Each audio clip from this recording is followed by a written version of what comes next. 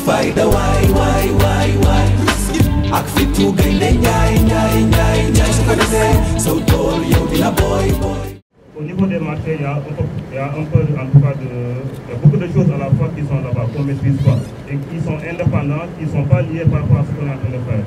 Donc c'est important qu'on prenne attention à chaque fois qu'on est par rapport à une position, qu'on essaie de regarder ce qui gravite autour de nous. Est-ce qu'il y a des choses qui peuvent nous faire mal ou non? Donc les véhicules qui gravitent autour de nous, les personnes qui se déplacent autour de nous, les charges, les équipements ou non, tout ça c'est important de faire attention par rapport à ça. En tout cas, merci d'être là. Donc aujourd'hui, on célèbre la journée internationale du café, comme on l'a fait l'année dernière. Et pour rappeler un peu la raison d'être du groupe Nestlé à travers le monde, c'est améliorer la qualité de vie et contribuer à un avenir plus sain. Pour ce faire, ça passe notamment par le respect de l'environnement. C'est ce qui nous réunit aujourd'hui. On va aller refaire notre caravane de sensibilisation pour sensibiliser un peu les populations par rapport à la gestion de cet environnement, mais surtout à la gestion des déchets plastiques. Et à tous nos BA qui nous représentent tous les jours dans nos activités. On vous dit merci. On espère que vous avez suivi toutes les consignes de la part de Mampan et surtout de la part de PAM. On espère avoir zéro incident sur l'activité. Donc faites très attention là où vous marchez, évitez de marcher et d'utiliser vos téléphones et ne pas consommer pendant l'activation. Toute la consommation qui aura à être faite sera faite ici sur site avant de rentrer dans le bus. Et dans le bus, sur le trajet, on veille à ce que personne ne rentre avec leur gobelet de Nescafé pour des raisons de sécurité. Il y aura de l'eau, il y aura vos pas de petit déjeuner. Ensuite, une fois sur site, vous allez partir par binôme, c'est-à-dire par deux personnes. Une personne aura le sachet noir où elle devra mettre tout ce qui est déchets plastiques et l'autre personne aura le sachet blanc où elle devra mettre tout ce qui est autres déchets. Donc on insiste pour que vous ayez en binôme. Dès qu'on donne un sachet noir, vous vous mettez avec une personne qui a un sachet blanc. Donc pour l'activité, n'essayons pas d'être entre nous, mais essayons de nous mélanger nous tous et de ne laisser aucun déchet traîner là où on passera. Nescafé!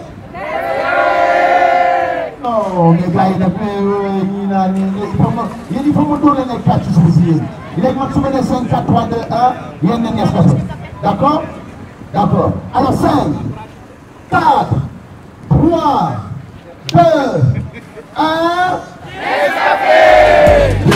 Dola pudi masa soy Fulak fayda why ak fitu gaynde ñaay su ko defee saw tool yow dina boy Dola pudi masa soy baaxee la suba xañ la tey nekk di la duma waay suba lay fay tak jom bu la noflaay dee liggéey ku ko faytal yow lay may laabali fas saw fas mën a raw liggéey bañ a beew gañ a mën laa lew muñ yàgg di nga muñ bés dina baax fi ci doo lay kun takk sa fit marque les pas ñàkk bay sit bul baisser les bras bul fàtte di naan inshallah bii dara amu fi lu dul yàlla àndal ak sa ngëm sa ful ak sa fayda sa ileer nga bay sa ëllëg sa teraanga jàpp mu dëgër sa coono ak sa xadar lu mu métti na nga jël bay sa fayda waay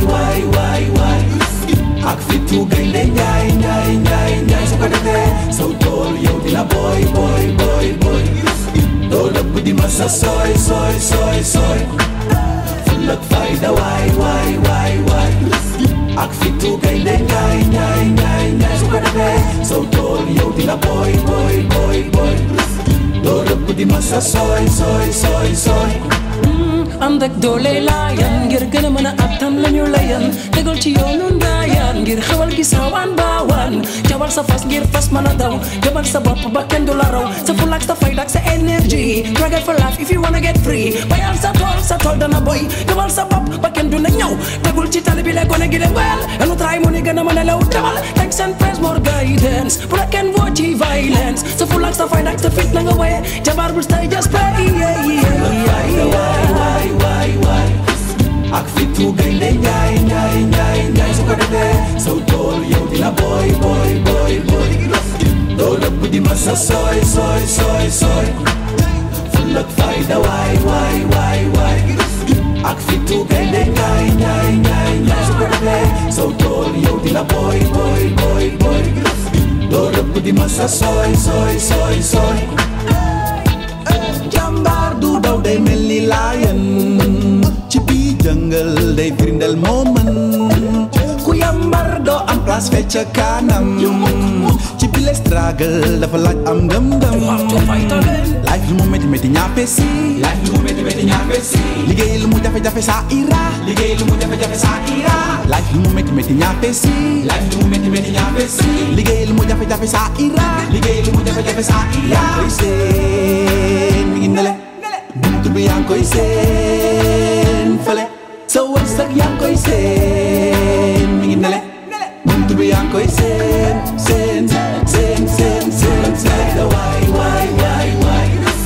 ak fitu gaynde njaay njaay njaay njaay su ko defee saw tool yow dina boy boy boy boy doo dëbb di masa sooy sooy sooy sooy ful ak fayda waay waay waay waay ak fitu gaynde njaay njaay njaay njaay su ko defee saw tool yow dina boy boy boy boy doo dëbb di masa sooy sooy sooy sooy door waa koo mën a doon door waa koo mën a doon door waa ngay wuti ko bëgg door waa ngay menuisier door waa maçon ouvrier door waa yow yaa fight door waa da nga war a fight yaa pas de son métier door waa yow sénégalais door waa yow africain door waa bul bàyyi sa loxo door waa door waa door waa door waa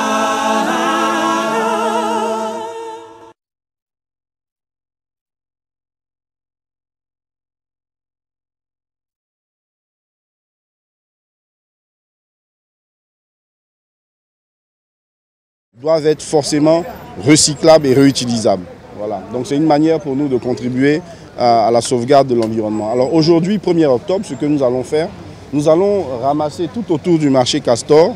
les matières plastiques et les matières aussi organiques. Donc nous allons séparer, ramasser le plastique, les mettre dans des collecteurs et toutes les matières organiques et également les mettre dans des collecteurs. Et c'est pour Nestlé. C'est pour montrer, Nestlé le fait pour montrer aux populations que nous demeurons un acteur pour la sauvegarde de l'environnement et nous voulons aussi montrer l'exemple. Nous voulons montrer l'exemple aux communautés qu'il faut dès à présent avoir, je dirais, le principe et la manière de pouvoir séparer les déchets plastiques.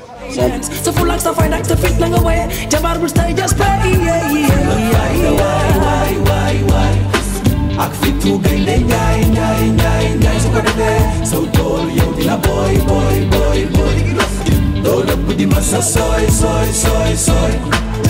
ful ak fayda waay waay waay waay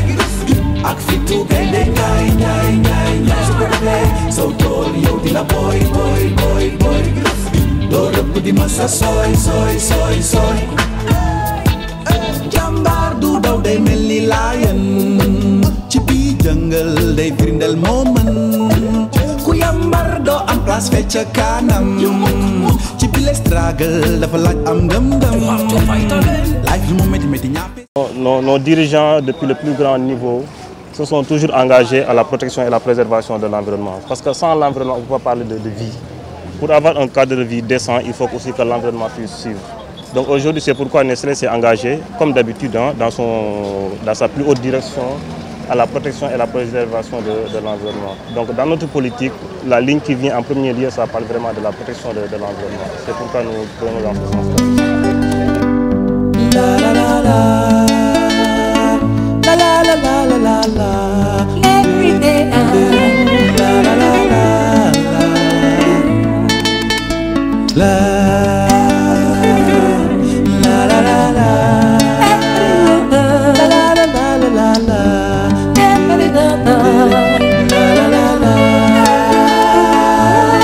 Fulak fayda waay waay waay waay ak fitu gaynde njaay njaay njaay njaay su ko defee saw tool yow dina boy boy boy boy doo dëbb di masa sooy sooy sooy sooy fulak fayda waay waay waay waay ak fitu gaynde njaay njaay njaay njaay su ko defee saw tool yow dina boy boy boy boy doo dëbb dëpp di ma sa sooy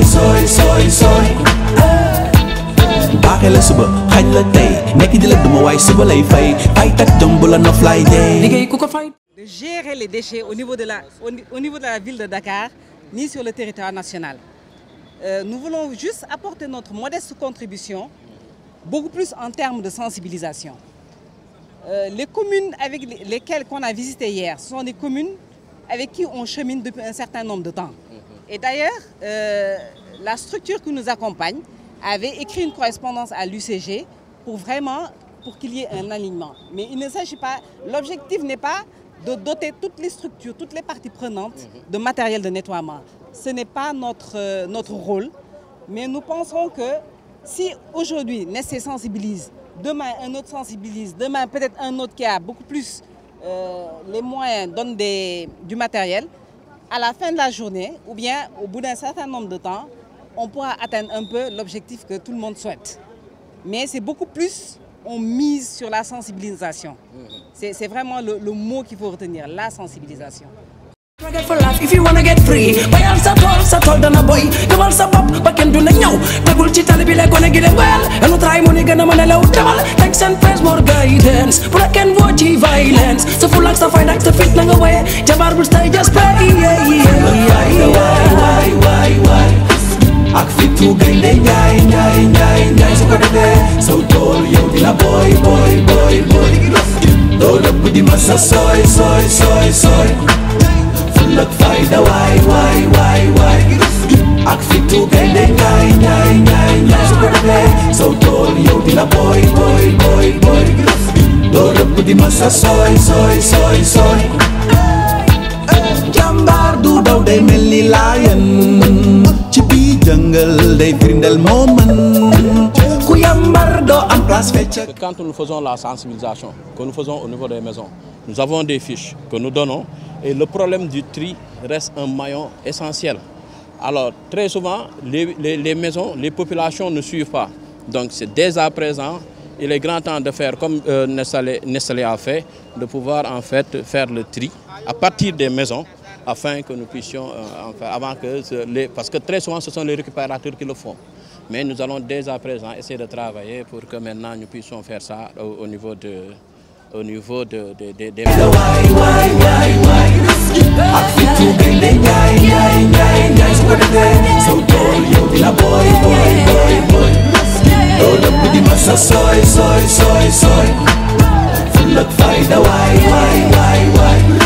ak fitu gaynde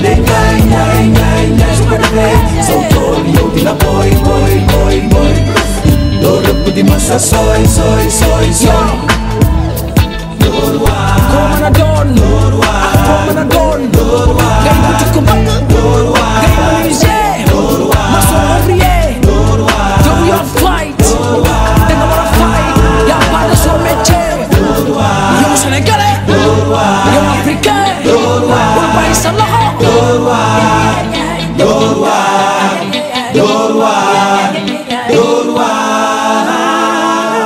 suba lay fay tak jom bu la nof lay dee liggéey ku ko fay tal yow lay may laabali fas saw fas mën a raw liggéey bañ a beew gañ a mën laa lew muñ yàgg di nga muñ bés dina baax fi ci doo lay kun takk sa fit marque les pas ñàkk bay sit bul baisser les bras bul fàtte di naan inshallah fii dara amu fi lu dul yàlla àndal ak sa ngëm sa ful ak sa fayda sa ileer nga bay sa ëllëg sa teraanga jàpp mu dëgër sa coono ak sa xadar lu mu métti na nga jël fay sayda waay